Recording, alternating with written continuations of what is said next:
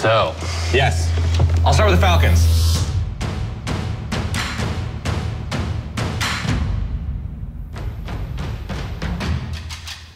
Let's go to the NFC South. Starting with Tampa Bay, who had a great day wheeling and dealing. They started by moving down to number 7, where they drafted Alabama safety Mark Barron. It's a great pick that will improve a leaky run defense last year that was prone to big plays. He also improves a coverage unit that's relying on an ancient Rondé Barber and a possibly jail-bound Aqib Talib.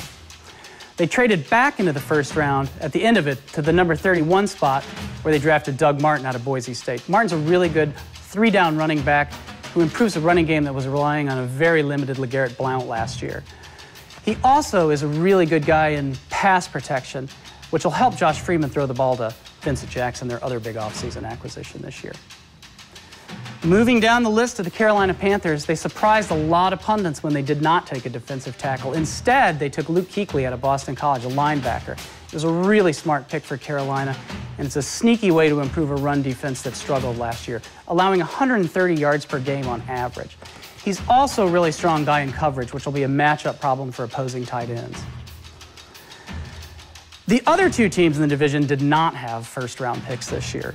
Atlanta traded theirs away last year to move up to get Julio Jones.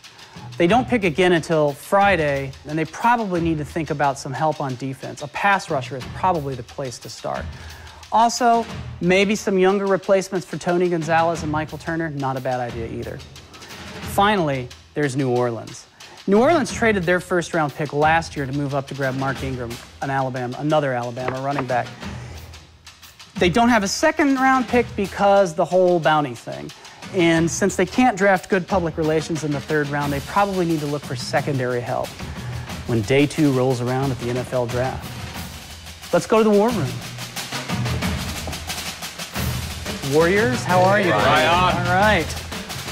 so, Yes. I'll start with the Falcons. They do not have the first-round pick, like my friend mentioned, but there are some needs there. He mentioned the pass rusher. They do need help on the interior of the defensive line. The offensive line needs work. If they can get a value running back, it's possible they could have a B-plus draft going forward. Luke Kuechly, 15.9 tackles per game last year. That's an NCAA record. Sure. What I like about the pick, though, is that when you're in a division with Drew Brees, you better have someone who can play in pass coverage. I'm going to give it an A. I like the Doug Martin pick a lot. I think moving back in to get him is good, really good running back. I question the Barron pick, not because I dislike Barron, just thought they could get more value at number 8. So with the Bucs, I give him a B. Right. Well, the Saints are going to be a lot like my graduate school transcript, mostly incomplete until we see what happens tomorrow. Very good. Nice. So we have, it's an interesting day. I think the Friday is going to be more interesting. The 2nd and 3rd days is going to be more interesting. Actually, Jimmy, if you could come back 1 second. Subscribe. We have a million videos coming. Not a million videos. We got all sorts of draft videos coming. Subscribe to get them all. Comment down below, agree or disagree. We've got all sorts of cool stuff. This is actually, I'm curious to see what the Saints are going to do. You pronounced Kuechly very well.